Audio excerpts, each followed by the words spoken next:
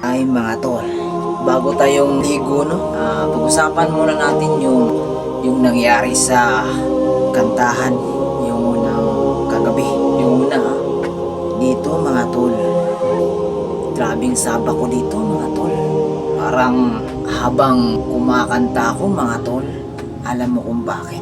Tol, habang ako'y nagkakanta ay masyado akong kinakabahan tol. Kasi nga, wala nga pala akong practice. Pero mabuti na lang, sinagot yung mga panalangin ko sa itaas. Parang mayroon akong, yung sa pagkanta ko kasi, mayroon akong isang linya na parang hindi ko pa nabigkas. Naibanan ako ng point. Pero, yung nagkuros na, kaya ba mga tol?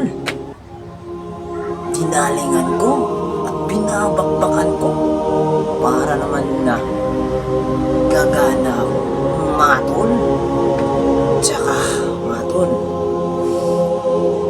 sa awa ng Diyos mga tol, hindi naman sa ako'y hindi rin ako nanalo at hindi rin ako talo mga tol. Basta ikaw may pagmamahal ng Diyos ay hindi ka talaga iiwan ng Diyos.